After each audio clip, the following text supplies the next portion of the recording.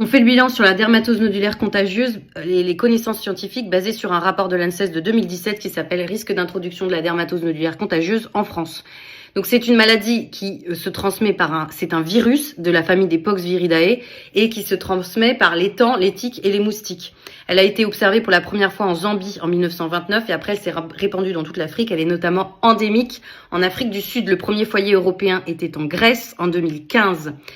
La consommation de viande n'est pas dangereuse et le taux de mortalité, c'est 10%. Avec le réchauffement climatique, on va avoir de plus en plus de migration de ces tiques et de ces moustiques qui vont amener des nouvelles maladies, et notamment des nouvelles maladies beaucoup plus contagieuses que la DNC. C'est le cas de la peste porcine africaine qui est à nos frontières. Elle est présente en Catalogne, en Italie et en Allemagne. Et là, l'abattage total est justifié. Pourquoi ? Parce qu'il y a un taux de mortalité de 100% et c'est extrêmement contagieux.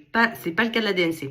On y revient. On revient à ce rapport de l'ANSES qui parle de vaccination et qui dit si la vaccination n'est pas conseillée en zone indemne, elle s'avère être le seul moyen de contrôle efficace de la progression de la maladie en situation épizootique préconisée par l'UE. L'UE a autorisé la vaccination dans les États membres. Donc depuis le premier cas en Savoie, il aurait fallu vacciner d'urgence.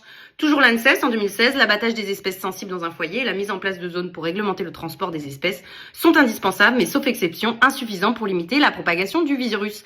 Et l'ANSES souligne le besoin de désinsectiser. Moi, j'ai eu des retours de vétérinaires qui ont dit que la désinsectisation, notamment en Savoie, n'avait pas été faite au bon moment. Toujours l'ANSES, l'utilisation d'insecticides est probablement utile pour contrôler la maladie, bien que les vecteurs mécaniques soient encore mal connus. Donc on résume, ce qu'il faudrait faire en fait dans le cas de la DNC, c'est abattre l'animal malade, mettre les animaux qui ont été au contact en quarantaine, désinsectiser pour faire disparaître les vecteurs, arrêter le transport pour faire que en fait la maladie reste dans une zone et puis vacciner d'urgence ou de mieux en amont, mais pour avoir de l'immunité. Donc la décision d'abattage total de notre gouvernement, c'est pas du tout une décision sanitaire, c'est une décision économique pour permettre de continuer l'export. La solution, ça aurait été, si vous voulez, de dire en fait on arrête l'export pendant un moment et puis on va gérer la DNC chez nous et puis après on se remettra à faire de l'export. Mais non, ils ont préféré décider l'abattage total. Je rappelle que la valeur d'un troupeau et d'un cheptel, c'est absolument pas la somme de 2000 balles par vache, c'est en fait des générations et des générations de sélection génétique et la valeur génétique est incommensurable. Quant à la FNSEA qui dit qu'elle se range du côté du consensus scientifique, il n'y a jamais eu de consensus scientifique qui disait qu'il fallait un abattage total.